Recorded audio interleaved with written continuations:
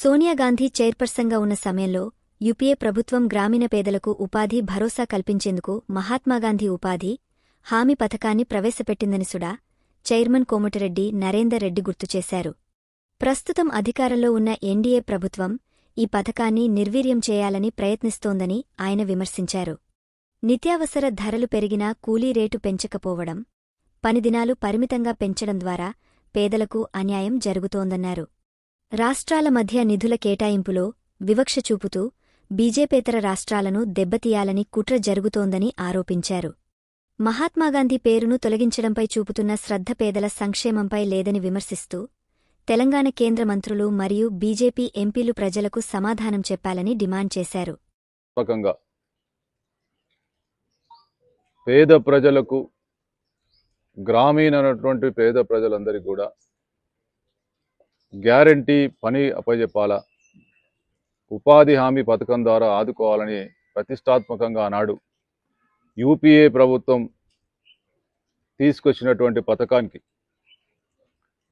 ఈరోజు మహాత్మా గాంధీ గారి పేరును తొలగించడంలో ఉన్నటువంటి శ్రద్ధ,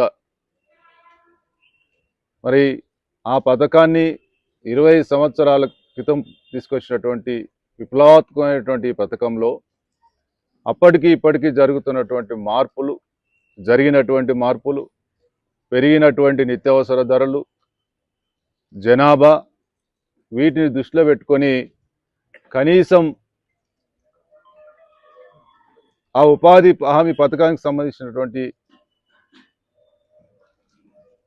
కూలీ రేటు విషయంలో కావచ్చు, దినసరి రోజులు పెంచడంలో మరి లేని శ్రద్ధ, కేవలం మహాత్మా గాంధీ గారిని పేరును తొలగించడంలో చూపించడాన్ని మేము తీవ్రంగా ఖండిస్తా ఉన్నాం. భారతీయ జనతా పార్టీ ఆదానీలకు, అంబానీలకు కొమ్ము కార్చడం తప్ప ఈ 12 సంవత్సరాలుగా పేద ప్రజల కోసం కానీ, ఈ భారతదేశంలో ఉన్నటువంటి జనాభాకు సంబంధించినటువంటి ప్రజలు పడుతున్నటువంటి ఇబ్బందులకు సంబంధించిన ఉపాధి కల్పించడంలో ఎక్కడ కూడా ఈ 12 సంవత్సరాలలో ఏ ఒక్క పథకం తీసుకురాని అసమర్థ బీజేపీ ప్రభుత్వం మరి విప్లవాత్మకమైనటువంటి పథకాన్ని తీసుకొచ్చి 20 సంవత్సరాలుగా పేదల పక్షాన గ్రామీణ ప్రాంతాల్లో ఉన్నటువంటి పేదలకు గ్యారంటీ ఉపాధి పథకాన్ని తీసుకొచ్చి ఆనాడు మరి ఇప్పటి వరకు కూడా పేదల పక్షాన ఉన్నటువంటి ఈ విప్లవాత్మకమైనటువంటి పథకాన్ని వాళ్ళే చెప్తా ఉన్నారు. 20 సంవత్సరాలుగా ఆనాటి పరిస్థితులకు ఇప్పటి పరిస్థితులకు అనుగుణంగా మార్చినామని. మరి 20 సంవత్సరాలుగా జనాభా పెరిగింది, 20 సంవత్సరాల ఆ రోజు ఉన్నటువంటి నిత్యావసర వస్తువుల ధరలు 20% పెరిగినాయి. మరి ఎందుకు కనీసం కూలీ రేట్లు పెంచలేకపోయినారు? ఎందుకు ఉపాధి సంబంధించినటువంటి 100 రోజులు ఆనాడు 100 రోజులు పెడితే ఈరోజు కనీసం 150 రోజులు కూడా ఇవ్వాలి, కేవలం 125 రోజులకు 25 రోజులు మాత్రమే పెంచి ఈరోజు కొడుతున్నటువంటి బీజేపీ ఎన్డీఏ ప్రభుత్వ వైఖరిని మేము తీవ్రంగా ఖండిస్తా ఉన్నాం.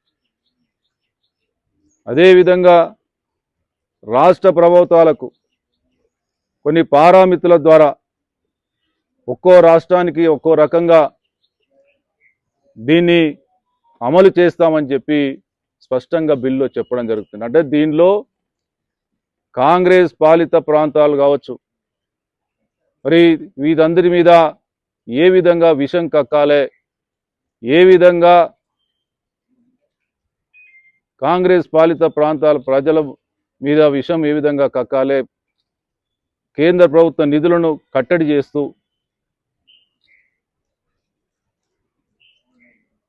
రాష్ట్రాల మీద భారం వేసే విధంగా ఈరోజు బిల్లు తీసుకొచ్చేదాన్ని మేము తీవ్రంగా ఖండిస్తూ ఉన్నాం. ఈరోజు రాష్ట్రాల నుంచి, ముఖ్యంగా తెలంగాణ రాష్ట్రం నుంచి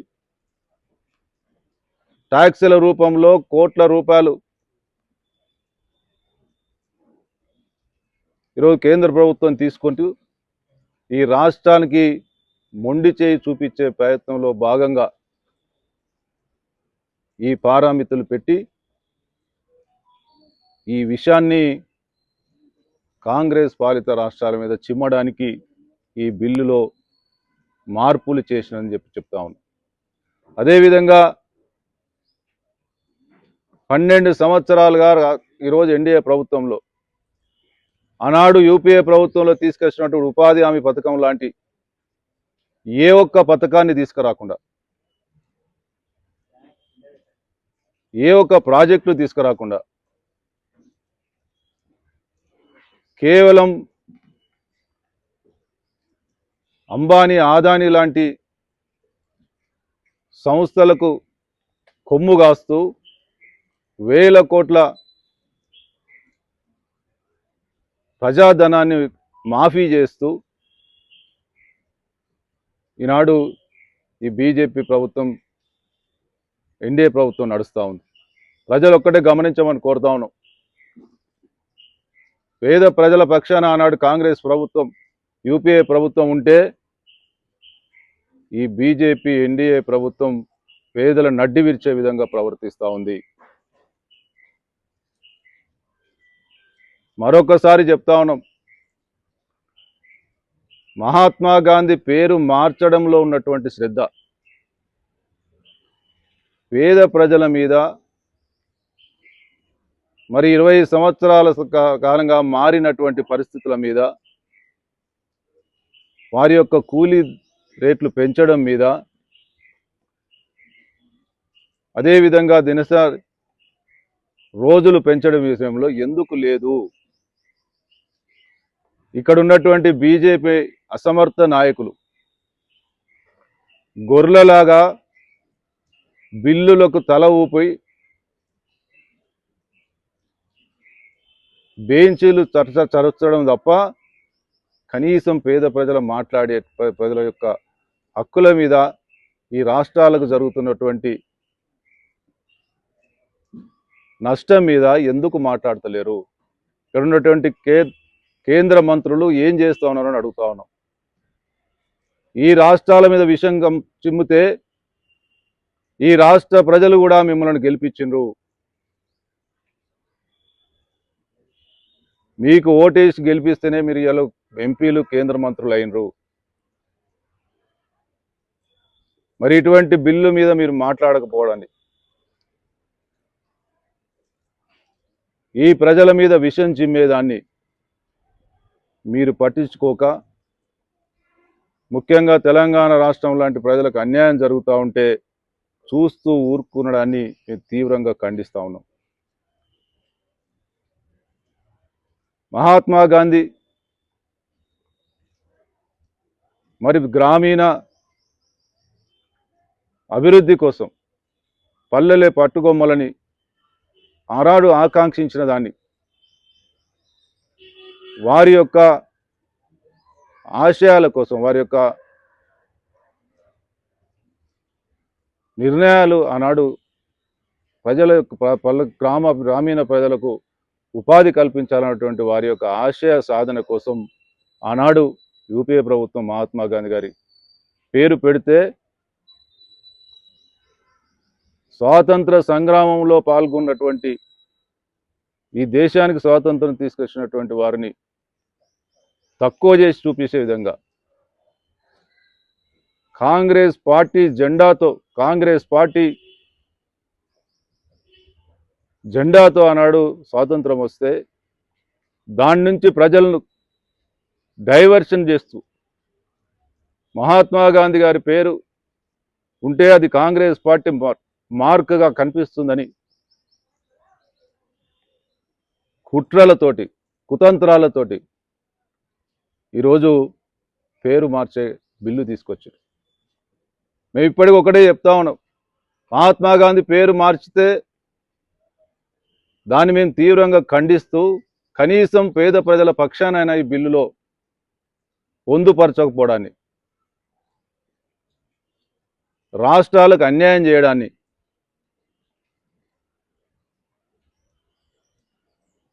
ఇరవై సంవత్సరాలుగా పెరిగినటువంటి నిత్యావసర ధరల మీద కనీసం సోయి లేకుండా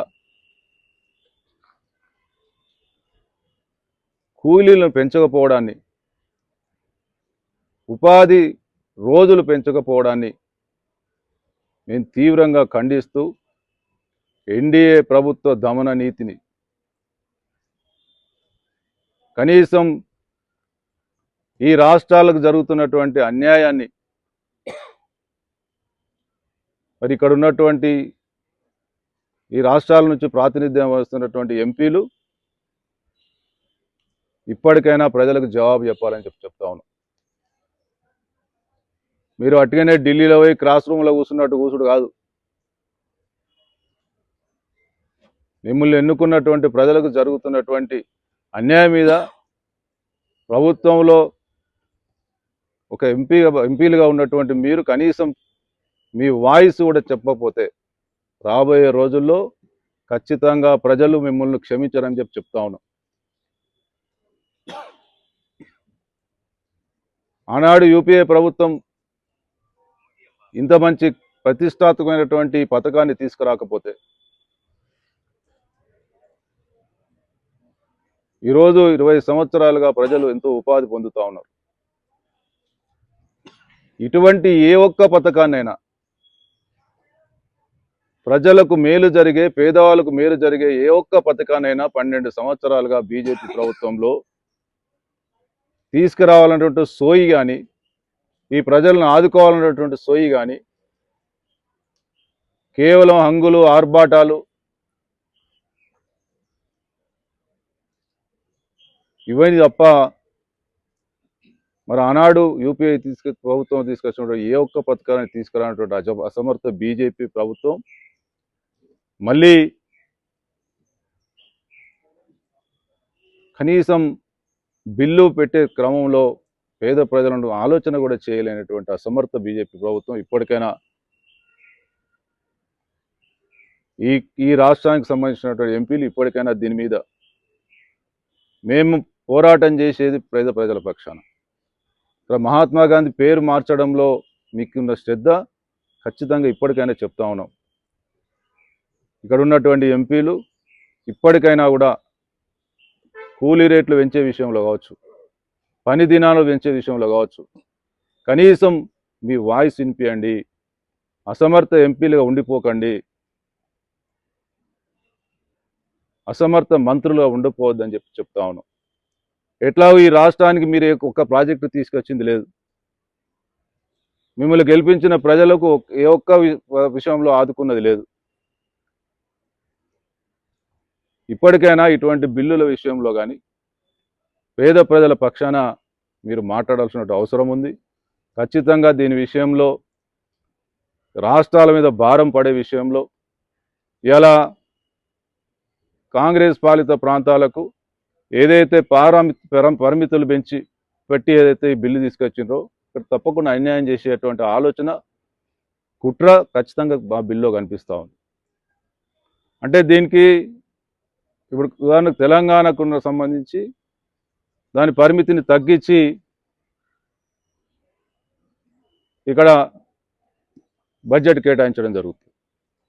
అప్పుడు దానికి సంబంధించినటువంటి భారం రాష్ట్ర ప్రభుత్వం మీద వేయాలా?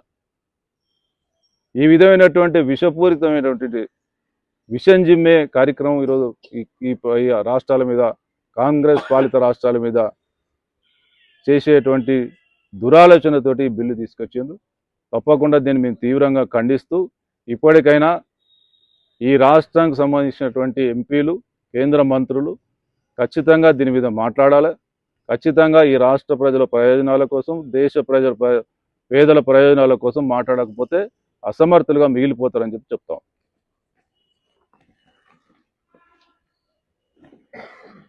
రైట్ అన్న, థ్యాంక్ యూ.